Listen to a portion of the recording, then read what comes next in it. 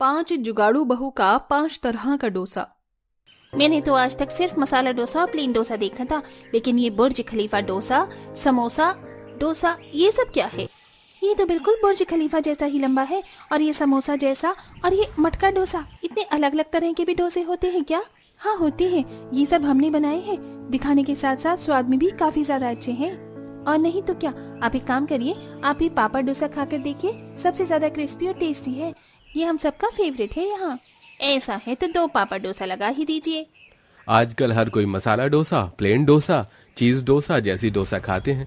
वहीं पांचों बहुएं 5 अलग अलग तरह के अनोखे डोसा बना रही थी, जिन्हें देख जो भी ग्राहक उनके ठेले पर आ रहे थे वो काफी ज्यादा हैरान थे। तो चलिए दोस्तों, आज हम इस कहानी से इन 5 अनोखे और जुगाड़ से बने हुए डोसों के बारे में जानते हैं। अरे चंपा, ये बहू को खाना लाने में इतना समय क्यों लग रहा है? क्या तुमने इन्हें इनकी पहली रसोई में कुछ अलग बनाने को कह दिया है क्या? बनाने के लिए कहूंगी जब रसोई में सामान होगा तब। आटा चावल और थोड़ी बहुत सब्जी ही रखी है रसोई में। न जाने क्यों इन लोगों को इतना समय लग रहा है। चंपा इतना बोल रही होती है कि तभी चंपा की नई नवेली 5 बहुएं अपने हाथों में डोसा लेकर आती हैं, जिसे देख ये सभी काफी हैरान होते हैं, क्योंकि इन लोगों के हाथों में कोई मामूली डोसा नहीं होता। किसी के हाथ में मटका डोसा होता है तो किसी के हाथ में बुर्ज खलीफा, और कोई बहू तो एक बड़ा सा लंबा डोसा ले आती है, और एक बहू के हाथ में तो बिल्कुल समोसा जैसा दिखने वाला डोसा होता है। ये तुम 5 क्या लेकर आई हो? ये डोसा है ना या कुछ और है? डोसा है, लेकिन इसका आकार काफी अलग है। शादी से पहले हम बहनों ने इस अलग अलग डोसे को बनाने के बारे में सीखा था। ये डोसा दिखने के साथ साथ स्वाद में भी काफी ज्यादा स्वादिष्ट है, और आम डोसा से भी काफी ज्यादा अच्छा है। एक बार खाकर देखिए आप लोग। वो सभी जैसे ही उन अलग अलग डोसों को ट्राई करते हैं तो वो उन्हें काफी ज्यादा पसंद आता है। तुमने तो सही कहा था, ये डोसा तो सच में काफी ज्यादा स्वादिष्ट है, लेकिन तुमने इन्हें बनाया कैसे? घर में तो इन्हें बनाने का सामान ही नहीं था। अरे माँ जी, डोसा बनाने में ज्यादा सामान थोड़ी ना लगता है। उड़द की दाल रखी हुई थी और चावल भी थे, तो उनसे ही हमने डोसा बना दिया। परिवार उन अलग अलग जुगाड़ से तैयार किए हुए डोसों को खा ही रहा होता है कि तभी पड़ोस वाली कमला आती है। चंपा बहन, तुम्हारी बहू ने ये अपनी पहली रसोई में क्या बनाया है? दिखने में तो ये डोसा जैसा लग रहा है। डोसा जैसा लग नहीं रहा, डोसा ही है। एक बार खाकर तो देखो। जैसे ही उन डोसों को चखती है तो उसे भी वो काफी ज्यादा पसंद आते हैं। बहू, तुमने तो बड़ा ही कमाल का डोसा बनाया है। देखने के साथ साथ स्वाद में भी काफी अच्छा है। सभी से इतनी तारीफ पाकर 5 बहुएं काफी ज्यादा खुश हैं, और अब महीने में 1-2 बार 5 बहुएं इन डोसों को बना दिया करती थी। उनके पति ठेले पर दाल चावल और रोटी सब्जी बेचने का काम करते थे, जिससे ठीक ठाक उनके घर का गुजारा चल जाता था। लेकिन कुछ समय से उनके ठेले पर लोगों की भीड़ आनी कम हो गई थी, और अब तो पूरे दिन में मुश्किल से 2 से 3 ग्राहक ही आते हैं। आजकल तो ग्राहकों ने भी ठेले पर आना बिल्कुल ना के बराबर कर दिया है। ऐसे हमारा गुजारा कैसे चलेगा? भैया, आजकल लोगों ने इतनी अलग अलग वैरायटी का खाना बेचना शुरू कर दिया है, तो लोग क्यों सादी दाल रोटी खाने के लिए आएंगे? आप लोग भी दाल रोटी के अलावा कुछ और बनाकर बेच सकते हैं ना? दाल रोटी बना लेते हैं, वही बड़ी बात है, और अगर कुछ और भी बनाएंगे तो उसमें भी तो चीज लगेगी, और उनके लिए भी तो पैसों की जरूरत होगी। वो कहाँ से आएंगे? अपने पतियों को ऐसे उदास देख 5 बहू को भी काफी ज्यादा बुरा लग रहा था, और ऐसे ही कुछ दिन और गुजर जाते हैं। कोयल और कनिका आंगन की सफाई कर रही होती हैं कि तभी कोयल देखती है कि एक आदमी इडली सांभर बेच रहा है। इडली सांभर जैसी सादी चीज भी लोगों को इतनी पसंद आ रही है कि लोग बर्तन भर भर कर उससे इडली सांभर ले रहे हैं, जिसे देख। अरे कनिका, वो देखो, देखते ही देखते उस आदमी के बर्तन में जितनी भी इडली और सांभर था सब खत्म हो गया। जब लोगों को सादे से इडली सांभर इतना पसंद आ सकते हैं, तो फिर हमारा डोसा भी तो इनको बहुत ही पसंद आएगा। तो क्यों ना हम भी अब डोसा बनाकर अपने पतियों के ठेले पर बेचे। कोयल, तुमने तो काफी अच्छा आइडिया दिया है। ये चीज मैंने क्यों नहीं सोची? चलो चलकर सबको बताते हैं। कोयल कनिका अपनी बाकी बहनों और घर वालों को इस बारे में बताती हैं, जिसके चलते सभी लोग उन्हें मंजूरी दे देते हैं, और आज ये 5 ही डोसा बेचने के लिए डोसे को तैयार कर रही थी। चावल का आटा तो खत्म हो गया और खमीर भी इतना ही है। इतने में क्या ही डोसा बनेगा? मुश्किल से 10-15 ही बन पाएंगे। एक काम करते हैं, इसके अंदर ढेर सारी नींबू का रस डाल देते हैं। हमारे आंगन में नींबू का पौधा लगा है ना, तो वहां से नींबू ले आती हूँ। खट्टेपन की वजह से इनका खमीर बढ़ेगा, तो हम डोसा भी ज्यादा बना सकते हैं। ढेर सारा नींबू का खट्टा रस डालने के बाद डोसे का खमीर बढ़ने लगता है, जिसे देख पांचों बहुएं काफी खुश होती हैं। वहीं अब उस डोसा बटर को टेस्ट करने के लिए प्रीति उसमें थोड़ा सा पानी मिलाकर उससे डोसा बनाती है और देखते ही देखते वो डोसा बिल्कुल पापड़ की तरह कड़क बन जाता है, जिसे देख ये तो बिल्कुल क्रिस्पी डोसा बना है, जैसे मानो पापड़ हो। आइडिया, क्यों ना डोसा बनाए और उन्हें पापड़ डोसा नाम दे। काफी अच्छा आइडिया है। और अब देखते ही देखते 4 के अलावा हमारे पास 5 अलग तरह के डोसे हैं। पांचों बहुएं काफी खुश होती हैं और डोसा बनाने का सारा सामान ठेले पर रख बाजार में चली जाती हैं। पांचों ही अलग अलग तरह के डोसा बनाकर सैंपल के तौर पर ठेले पर रख देती हैं।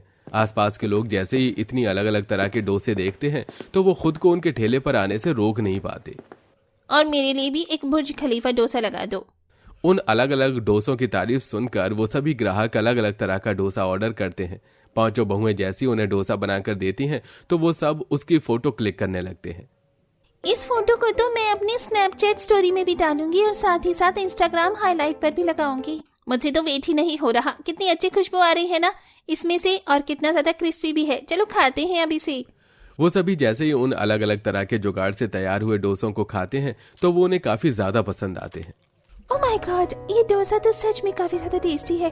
कितना क्रिस्पी और टेस्टी डोसा तो मैंने आज से पहले कभी नहीं खाया। ये समोसा डोसा तो काफी ज्यादा यमी है। प्लीज मेरे लिए एक पैक भी कर दीजिए। आज मैं अपनी मम्मी को यही समोसा डोसा खिलाऊंगी। आप लोगों की तारीफ सुन के हमें ऐसा लग रहा है कि जैसे हमारी मेहनत रंग लाई। पांचों बहुएं काफी ज्यादा खुश होती हैं और सभी ग्राहकों के ऑर्डर के हिसाब से उनके लिए डोसा तैयार कर देती हैं। भाई ये तू क्या मटका डोसा खा रहा है? मेरा ये पापड़ डोसा ट्राई कर। अपना ये पापड़ डोसा छोड़ और मेरे ये मटका डोसा खा कर देख। मुझे तो बाहर के खाने का काफी शौक है। आए दिन मैं कुछ न कुछ बाहर का उल्टा पुल्टा चीज खाता रहता हूँ, लेकिन अब से मैं सिर्फ यहाँ का डोसा ही खाऊंगा। स्वाद के साथ साथ सेहत भी ठीक रहेगी मेरी। हफ्ते भर में ही पांचों बहुएं अपनी सोच से ज्यादा ही पैसे कमा लेती हैं। जितने पैसे हमने सामान में लगाए थे उससे ज्यादा ही हमें मुनाफा हो गया। सामान के पैसे भी निकल गए और फिर भी इतने सारे पैसे बच गए। आज पता चला कि लोगों को बाहर का खाना कितना पसंद है। सच में मैं काफी ज्यादा खुश हूँ कि हमने ये काम शुरू किया। मुझे तो लगता है कि कुछ समय में हम सबके ये दिन बीतने वाले हैं। जैसे जैसे दिन गुजरते हैं वैसे वैसे पांचों बहू के ठेले पर ग्राहक भी बढ़ने लगते हैं। मैंने आपके ठेले के सारे डोसे ट्राई करे हैं और सच कहूँ तो मुझे तो सारे ही काफी पसंद आए हैं।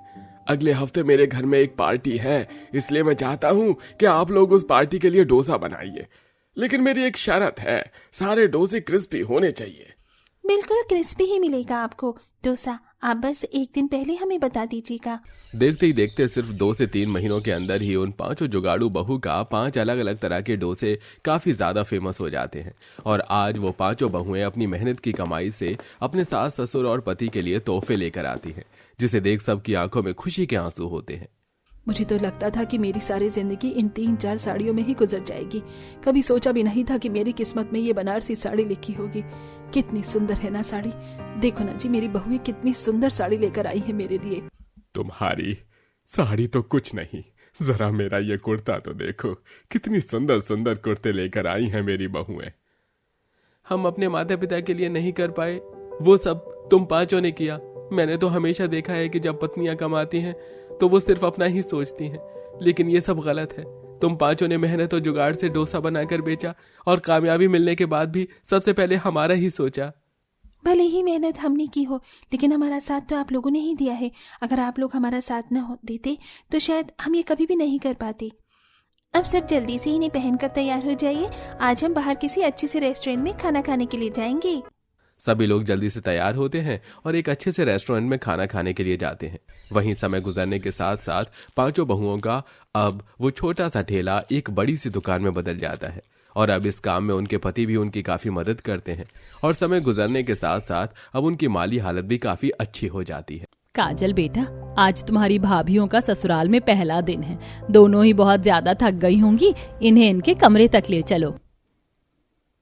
पर माँ, आपने तो मुझे बताया ही नहीं कि कौन सा कमरा कौन सी भाभी को देना है। आप खुद ले चलो। अरे हाँ, मैं तो भूल ही गई थी। कोई बात नहीं बहू, तुम दोनों मेरे साथ चलो। मैं तुम दोनों को तुम्हारा कमरा दिखा देती हूँ। आशा अपनी दोनों बहुओं को अपने साथ ले जाती है, जहाँ छोटा सा कमरा देख अंजू का मुंह बन जाता है। माँ जी, ये कमरा कितना छोटा है। मेरे मायके वालों ने कितना सारा सामान दिया, इस छोटे से कमरे में कैसे आएगा। कोई बात नहीं अंजू, माँ जी मुझे ये कमरा बहुत पसंद है। मायके में भी मेरा कमरा इतना ही बड़ा था, तो ये मैं ले लेती हूँ। आप अंजू को दूसरा बड़ा कमरा दे दीजिएगा। ठीक है बहू, तो इस कमरे में आराम कर लो, पर एक बार अपनी देवरानी का भी कमरा देख लो, क्या पता तुम्हारा मन बदल जाए। इस तरह आशा अपनी दोनों बहुओं को दोनों कमरे दिखाती है। अब जैसे ही अंजू अपनी सास और जेठानी के साथ बड़े वाले कमरे में जाती है तो बड़ा कमरा देख अपनी सास से कहती है, माँ जी ये कमरा तो मुझे ही चाहिए, कितना बड़ा कमरा है, मैं अमीर घर से हूँ, छोटे कमरे में कैसे रह पाऊंगी, इसलिए आप वो छोटा कमरा जेठानी जी को ही दे दो। वैसे भी उन्हें छोटा कमरा ही पसंद आया था। अच्छा ठीक है बहू, तुम दोनों ने अपने अपने कमरे पसंद कर लिए, अब आराम कर लो, वैसे भी बहुत लंबा सफर तय करके आई हो। आशा अपनी दोनों बहुओं को उनका कमरा दिखाकर वहां से चली जाती है। पर अगली सुबह पहली रसोई वाले दिन ही दोनों बहुओं की तबीयत खराब हो जाती है। काजल, आज तेरी दोनों भाभियों की पहली रसोई है और वो दोनों अभी तक अपने कमरे से नहीं आई, एक बार तू उन्हें देखा? पर माँ, मुझे तो यही नहीं पता कि बड़ी भाभी का कमरा कौन सा और छोटी भाभी का कमरा कौन सा है, तो भला कैसे बुलाने जाऊं? मैंने तुझे दोनों को बुलाने के लिए कहा, इससे क्या फर्क पड़ता है कौन सा कमरा किसका है, रहने दे, तेरे बस की एक काम नहीं है। इतना बोलकर आशा खुद अपनी दोनों बहुओं के कमरों में जाती है, जहां वो देखती है कि उसकी दोनों बहुओं की तबीयत कुछ खास ठीक नहीं है और वो दोनों ही आराम कर रही हैं। बहू, छोटी बहू भी सो रही है और तू भी कमरे में सो रही है, तेरी भी तबीयत खराब है क्या? हाँ माँ जी, मैंने कभी इतना लंबा सफर किया नहीं और पहली बार शादी के तुरंत बाद इतना लंबा सफर किया, इसलिए तबीयत कुछ ठीक नहीं लग रही, पर आज तो मेरी पहली रसोई है, चलिए मैं अपनी रसोई की रस्म कर लेती हूँ। बहू, तेरी सास इतनी भी बुरी नहीं है कि अपनी अमीर बहू को आराम करने दे और अपनी गरीब बहू से पहली रसोई करवाए। जब तुम दोनों की तबीयत ठीक हो जाए तब तुम दोनों अपनी पहली रसोई की रस्म पूरी कर लेना। आशा गरीब बहू को उसके छोटे से कमरे में आराम करने देती है और खुद वहां से चली जाती है। इसी तरह 2 दिन बीत जाते हैं और 2 दिन बाद जब दोनों बहुएं अपनी पहली रसोई करने के लिए रसोई में जाती हैं तो बड़ी रसोई देख अंजू अपनी सास से कहती है, रसोई तो हमारी बहुत बड़ी है, इस रसोई में तो मैं ही खाना बनाऊंगी, आप दीदी को छोटी रसोई दे देना, वैसे भी गरीब लोगों ने कहाँ इतनी बड़ी रसोई देखी होगी। बहू, इस घर में सिर्फ एक ही रसोई है और रसोई बहुत बड़ी है, तुम दोनों एक साथ अपनी पहली रसोई कर सकती हो। नहीं माँ जी, मैं जेठानी जी के साथ अपनी बड़ी सी रसोई में काम नहीं करने वाली, ये बड़ी रसोई अब मेरी है, दीदी को बोलो कि वो अपनी रसोई कहीं और देख ले। कोई बात नहीं माँ जी, मुझे मिट्टी के चूल्हे पर भी खाना बनाना आता है, मैं छत पर थोड़ी सी जगह में मिट्टी का चूल्हा बनाकर अपनी पहली रसोई की रस्म पूरी कर लूंगी। अपनी अमीर देवरानी की ऐसी बातें सुनकर भारती छत पर मिट्टी का चूल्हा बनाकर अपनी पहली रसोई करने का फैसला करती है और वो बिल्कुल ऐसा ही करती है। अब वो खुद जाकर छत पर मिट्टी का चूल्हा बनाती है और अपनी पहली रसोई के लिए खाना बनाती है। पर वहीं अपनी बड़ी रसोई में अंजू खुशी के साथ अपनी पहली रसोई का खाना बनाती है। बड़ा कमरा, बड़ी रसोई मेरी, छोटा कमरा दीदी का और रसोई का नामो निशान नहीं, वो गरीबों की तरह खाना बनाएंगे और मैं अमीरों की तरह। अंजू बड़ी खुश होकर अपनी पहली रसोई की रस्म पूरी करती है। अब इसी तरह कुछ दिन बीत जाते हैं और हर अच्छी और बड़ी चीज पर अंजू अपना हक जमा लेती है और ये बात आशा को बिल्कुल भी अच्छी नहीं लगती। ऐसे ही एक दिन भारती के मायके से कुछ लकड़ी की कुर्सी और टेबल आते हैं और क्योंकि घर में जगह नहीं होती इसलिए आशा अपनी दोनों बहुओं से कहती है, अंजू बहू, तेरी गरीब जेठानी का कमरा बहुत छोटा है, उसके कमरे में उसका ये सामान नहीं आएगा, तेरा कमरा तो काफी बड़ा है, तेरे पास बड़ा कमरा और बड़ी रसोई है, तो एक काम कर, अपनी जेठानी का सामान अपने कमरे में रख ले। माँ जी, ऐसे कैसे सामान नहीं आएगा? अगर दीदी के सामान को मैं अपने कमरे में रख लूंगी तो उन्हें प्रॉब्लम होगी। भाभी, माँ सही कह रही है, मैंने ट्राई करके देख लिया, 2 कुर्सी के अलावा और कोई सामान नहीं आ रहा, आप प्लीज रख लो ना। और अगर आपको यकीन नहीं है तो आप खुद बड़ी भाभी के कमरे में जाकर देख लो, उनके कमरे में जरा भी स्पेस नहीं है। मैं अभी बनाती हूँ स्पेस, ऐसे कैसे जगह नहीं है कमरे में? इतना बोलकर अंजू अपनी गरीब जेठानी के कमरे में जाती है। भारती का कमरा इतना छोटा था कि उसके कमरे में एक बेड और अलमारी के अलावा कोई दूसरा सामान आ ही नहीं पाता, जिस वजह से न चाहते हुए भी अंजू को अपनी जेठानी का सारा सामान अपने कमरे में रखवाना पड़ता है। इसलिए अब अंजू का कमरा भर जाता है। ऐसे ही एक दिन, बेकार ही मैंने बड़ा कमरा ले लिया, छोटा कमरा ले लेती तो दूसरों का सामान मुझे अपने कमरे में ना रखना पड़ता। अब कैसे निकालूं मैं अपना सामान? अंजू खुद से बातें करते हुए अलमारी से सामान निकालती है। तभी अलमारी के ऊपर से एक बैग उसके ऊपर गिर जाता है। आउच! अरे क्या कर रही हो? अच्छा है कि अलमारी के ऊपर खाली बैग रखे थे, अगर इनमें सामान होता तो आज तुम्हारा सिर फट जाता। तुम भी मुझे सुना ही रहे हो, ये सब कुछ माँ जी की वजह से हुआ है। दीदी का इतना छोटा कमरा है कि उनका सारा सामान मेरे कमरे में रखवा दिया गया है, जबकि मेरा कमरा पहले से ही भरा पड़ा है मेरे सामानों से। अब ठीक है, नाराज मत हो, जो होना था सो हो गया। कल दीदी और जीजू घर आ रहे हैं, माँ ने तुम्हें बुलाया है, एक बार उनसे बात कर लो। अमन के कहने पर अंजू बाहर जाती है और देखती है कि उसकी जेठानी आराम से बैठी है और आशा अपनी अमीर बहू से कहती है, अंजू बहू, तूने बड़ी रसोई ले रखी है और बेचारी तेरी गरीब जेठानी मिट्टी के चूल्हे पर खाना बनाती है। कल घर में मेहमान आएंगे तो अच्छा थोड़ी ना लगेगा कि तेरी गरीब जेठानी मिट्टी के चूल्हे पर खाना बनाए और तू बड़ी रसोई में। इसलिए मैंने सोच लिया है अब रसोई की जिम्मेदारी तू ही संभाले। मेहमान आए तो तुझे ही सारा खाने पीने का देखना होगा। और हाँ, मैंने जो कल मशीन मंगवाई थी वो भी बड़े वाले बाथरूम में सेट कर दिए। अब तू देख ले तुझे कौन सा बाथरूम चाहिए। माँ जी, घर में 2 बाथरूम है और मैंने कभी छोटा बाथरूम यूज नहीं किया। मुझे तो बड़ा बाथरूम ही चाहिए। और अच्छा है कि उसमें आपने वॉशिंग मशीन लगवाई है। अगर छोटे बाथरूम में वॉशिंग मशीन लगती तो मुझसे काम नहीं हो पाता। और कल मेहमानों को आने दीजिए, मैं सब संभाल लूंगी। देखते हैं बहू, कल तू मेहमानों को कैसे संभालती है। अब कल ही तुझे अपनी गलतियों का एहसास होगा। मुंह बनाकर अंजू वहां से चली जाती है और अगले दिन उसकी बड़ी नंद आती है। भाभी, दीदी और जीजू आ गए हैं, आप जल्दी से उनके लिए फ्राइड राइस, मंचूरियन बॉल्स और स्प्रिंग रोल्स बना दो। ये सब उनका फेवरेट है। और हाँ, बड़ी भाभी आपको बुला रही थी, एक बार उनके कमरे में भी चले जाना। काजल काम बताकर वहां से चली जाती है और बेचारी अकेली अंजू एक तरफ सब्जी और एक तरफ स्प्रिंग रोल बनाने के लिए तेल गरम करती है और बारीक बारीक सब्जियां काटने लगती है। तभी उसे याद आता है कि उसने बाथरूम में मशीन लगा रखी है। रसोई का सारा सामान, सारा काम छोड़कर भागती हुई वो बाथरूम में आती है। हे भगवान, अच्छा हुआ जो मैं सही समय पर आ गई, वरना पूरे बाथरूम में पानी फैल जाता। अब जो थोड़े से गंदे कपड़े बचे हैं उन्हें हाथ से धो लेती हूँ। अच्छी बात है कि मेरा बाथरूम बड़ा है, काम करने में आसानी होती है। अगर जेठानी जी की तरह छोटा बाथरूम होता तो पता नहीं क्या होता। इतना बोलकर अंजू कपड़े धोने लगती है और वो भूल जाती है कि उसने रसोई में खाना रखा है और तभी उसे जलने की बदबू आती है और वो कपड़े छोड़कर भागती हुई रसोई में जाती है और जला हुआ खाना हटाकर फिर से खाना बनाने लगती है और खाना बनाकर बड़ी सी रसोई की अकेले सफाई करती है। तभी उसे अपनी जेठानी की आवाज आती है और वो अपने जेठानी के कमरे में जाती है। अंजू, मेरा तो छोटा सा कमरा है, मैंने अपना पूरा कमरा छान लिया पर ढंग का एक भी कपड़ा नहीं है। तुम्हारे कमरे में मेरा कुछ सामान रखा है, उसमें से ढंग की एक साड़ी दे दो ना। सोच रही हूँ जब नंद जी घर से जाएं तो उन्हें कुछ दे दूं। आपका सही है जेठानी जी, छोटा सा कमरा लेकर बैठ गई और बस आराम करती रहती हूँ। एक मुझे देखो, मैं अपनी बड़ी रसोई से परेशान हूँ, ऊपर से ऐसी बातें करके आप मुझे और परेशान करी हो। आप खुद भी तो मेरे कमरे में जाकर अपना सामान ले सकती थी ना। इस तरह अंजू कभी रसोई में तो कभी अपने बड़े कमरे में से अपनी सास और जेठानी को सामान निकाल कर देती है, तो कभी बड़े से बाथरूम की सफाई करती है, जिस वजह से वो काफी थक जाती है। और मेहमानों के जाने के बाद वो सारा काम छोड़कर अपनी सास से कहती है, मुझे ना अपनी बड़ी रसोई चाहिए और ना ही बड़ा कमरा। जेठानी जी जैसे अपने छोटे कमरे में खुश है वैसे ही मुझे भी खुश रहना है। नहीं चाहिए मुझे बड़ी रसोई। आप जेठानी जी को भी मेरे साथ रसोई में बोलो काम करने के लिए। ठीक है, अगर तू कहती है तो ऐसा ही होगा। और अच्छी बात यह है कि तुझे ये बात जल्दी समझ में आ गई कि घर में हर बड़ी और अच्छी चीज तू अकेली नहीं संभाल सकती। उस दिन के बाद आशा की दोनों बहुएं एक साथ मिलकर अपनी बड़ी रसोई और अपने कमरे को संभालती हैं।